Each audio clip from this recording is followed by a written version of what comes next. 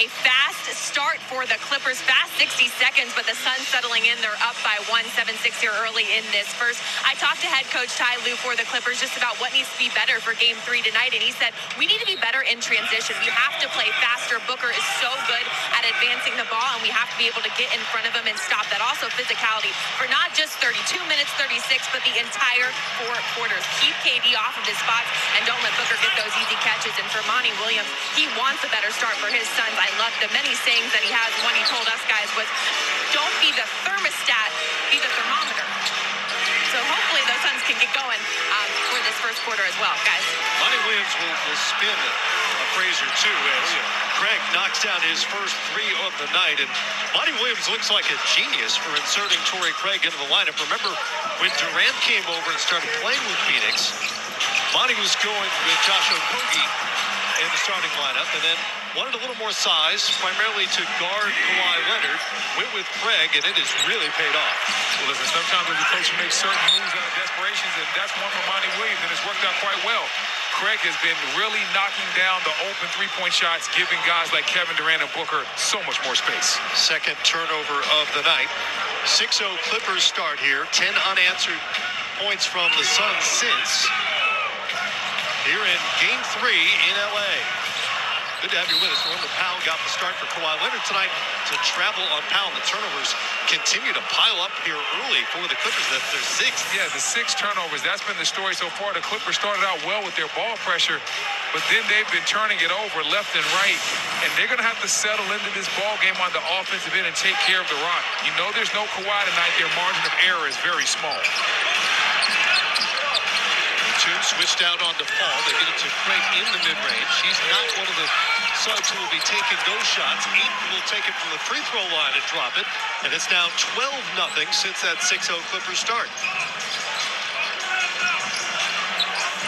Where does the offense come from tonight for LA without Kawhi Leonard and without Paul George on the board? It's going to have to be a lot of that. It's going to have to be that old OKC version of Russell Westbrook. I call it Russellmania, where he's just going up and down the hill. Up and down the court, pressing the action and getting downhill. This is just an easy post-up, quick spin move, and he's over there, and DeAndre Ayton doesn't come over and support Booker. So Westbrook to the free throw line. First foul of the night on Devin Booker. Westbrook, 3 of 19 in Game 1, came back in Game 2 and scored 28, his most in a postseason game since he had 30 with the Rockets against LA back in the bubble in 2020. 9 of 16 on Tuesday night. Listen, and I know a lot of people are negative on Russ because of what's been happening over the past couple of seasons, but he still has a lot left in the tank. He was just misused or miscast in his role playing off the ball with the Lakers. Well, the relentlessness is still there. The athleticism is certainly still there. Took an unfair load in terms of the blame with the Lakers. Here's Gordon in transition. Booker comes back to contest, and they'll get the initial defender, not Booker, I think. Yeah, that was on Chris Paul. Chris Paul. But going back to your previous point, as we see the great steal right there by Eric Gordon, turning Chris Paul around a little bit, and yeah, there's the foul. But going back to your point, I agree with you, Matt. I think that Russ was definitely unfairly blamed for everything that was going wrong with the Lakers. I mean, we understand the fit was bad, but it was more than just Russ. He's certainly a polarizing figure. That's unquestionable. But an incredible talent and a future Hall of Famer. Oh, yeah, no question. And there is definitely gas left in the tank. Young man still has a lot to offer this league. Gordon gets 1 of 2. And Westbrook is battling Craig for that board. Torrey had to work for it to get it to Chris Paul.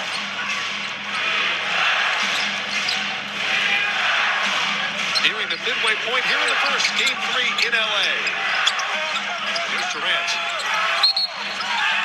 Gordon on him, and Durant traveled for a turnover by Phoenix. Sloppy game on both sides so far. Yeah, a lot of turnovers. Both these teams are turning it over left and right, as we see it. Durant obviously switching his pivot foot. They'll let you get away with a lot in this league, but they can't let you get away with that one. See the Clippers trying to communicate with each other to get some sort of an offensive set going. Inside, it's Zubac's unman in. And it means Zubac has his first bucket of the night. And that was big right there by Russ, still having confidence in Zubac. His last 2 turnovers have come trying to get the ball to Big Zoo inside. He stuck with it, and Zubac paid off right there with a nice jump hook. Zubac and the two both minus 25 on the floor through 2 games. Worst among the Clippers as Paul misses his second three, and that's an interesting development here. He's already taken 2 of those. Gordon in transition, back rims it. Tapped out. Durant comes away with it. Booker. Ooh. Hesitated. Airballed it. Smile on his face. Think about it. Was it blocked? Yeah, partially blocked. I think Booker wanted the foul. Up and in for Norman Powell, who led all players in points per game off the bench. He's got 6 here, and they'll need him to be what he is, which is an NBA scorer, if they're going to win this game 3 tonight. And Norman Powell just took that basket right up into DeAndre Ayton's chest. Durant is fouled. So far we've got a 6-0 run by the Clippers, a 12-0 run by the Suns, followed by another 6-0 run by LA. And it all starts with valuing the ball. When either team starts turning the ball over, the other team starts going on the run. So the quickest team to settle into this game, value the possessions, that's going to be the team that's going to be able to get up to the better start. Durant to the line where he shot it at nearly 92% this season. Taking a look at the upcoming playoff schedule.